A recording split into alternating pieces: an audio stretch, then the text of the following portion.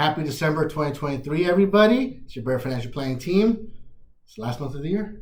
Can you believe it's December already? I know we say that every year, but this year it seems like it went extra fast. Really fast and, yeah, interesting. But we're here. We're here. Holidays. And peppermint mocha time now. Pumpkin spices in the past.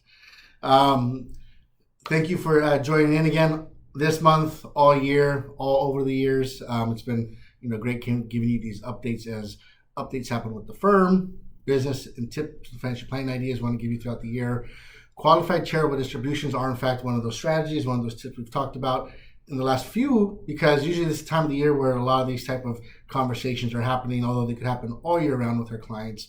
This tends to kind of be the one where you kind of just squeeze it in real quick at the end of the year. Yep. So just a couple housekeeping items on qualified charitable distributions, and maybe a recap to some of those that might be listening to this video for the first time. What the heck is one? Yeah, so qualified charitable distribution, or QCD, is a mechanism where you're able to send funds from your IRA that can be sent to a qualified 501c3 and help reduce your adjusted gross income and not have such high taxable income reported on your return. So there's obviously the philanthropic benefit of doing it to these organizations that could get more money than if you were just to kind of give them a check from your funds after taxes.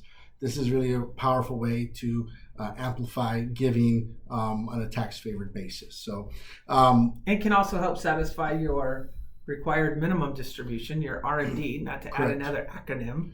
Yes, that is true. That's another benefit. And then also those who are 70 and a half that are a couple years away from the required minimum distribution, given all the rule changes we've had, actually can still participate in the qualified charitable distribution strategy. So maybe reduce your IRA benefit by the time you actually get to your required minimum distribution starting age.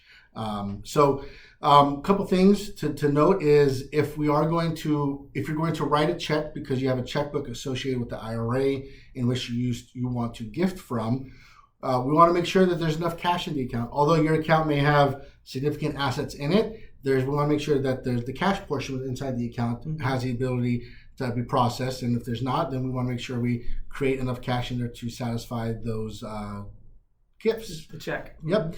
If you don't have a checkbook and you're asking us to process the distribution, we're able to record that and get those funds out in time, and the date shows the distribution in this year. We want to make sure the organization deposits the check in the same year as well, because when they give you that letter to complement your tax filing documents that your CPA and your tax professionals want to see, we want to make sure the years match. So sometimes there's some follow-up there we want to do as well. I forgot to mention about the checkbook. We also want to make sure that the check is deposited before year end as well. With the organization. The charitable organization. Yep. So sometimes we get end of the year, we can get it all done, but we want to make sure we really close the loop and everyone's cashing it and depositing it and recording it for the proper year. We also want to make sure that some unique rules you want to make sure you run this past your tax professional is that you aren't receiving additional benefits given this gift, because that might disqualify the charitable distribution. So tickets to a show or dinner or something like that. So we just want to make sure that the gift is qualified gift, and there's some uniqueness to this type of process. So this is where we yourselves collaborate with your tax professional and make sure we get the blessing from them, as well as they are the ones going to be recording this on your tax return. And one last note, if you don't have the tax professional and you are your tax professional and you're preparing your own taxes, which there's a lot of you out there, qualified charitable distributions are not charitable deductions or charitable line item that you might be used to typically putting as if you write a check to organizations over the years past. So there is some nuance there, although they sound similar, and you'd say, well, aren't they kind of the same thing? For this situation, they're not. So if you are a self-preparer and you are starting to do this qualified charitable distribution strategy, we want to make sure that we're recording it right.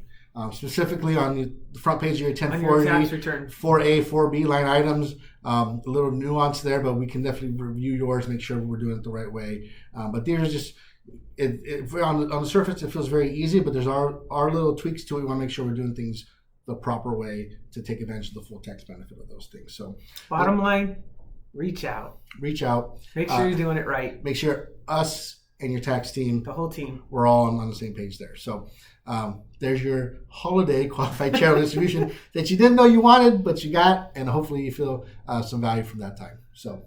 Yeah, we like to use these videos, right, to check in with all of you, give you a little bit of kind of a business kind of planning item, financial planning, investment type of thing, which today was a little lesson on qualified charitable distribution. Yes, I know. And then I'll bring us back up to happy holidays. Yes.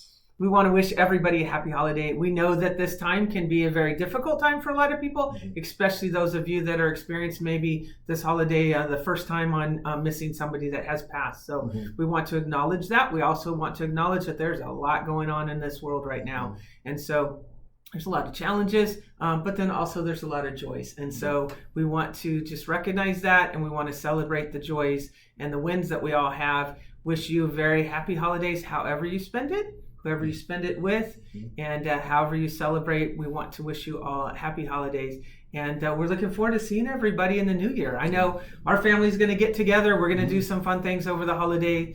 We're going to the Holiday Bowl. Speaking of holidays, Holiday Bowl. So another football. Of course, football's in our family. So we'll be spending some football time, but then a lot of good time just with each other and spending maybe some golfing. We're going to do a little golfing. So I know you'll probably do some fun things with the girls as well. Yeah, we'll do some fun things. The Hotel Del, as San Diegans, how well they do decorating the property and going there. So we typically make definitely a trip out there, once or twice. And yes, a lot of things around town we look forward to doing, as well as seeing our friends and family. So we're definitely looking forward to it.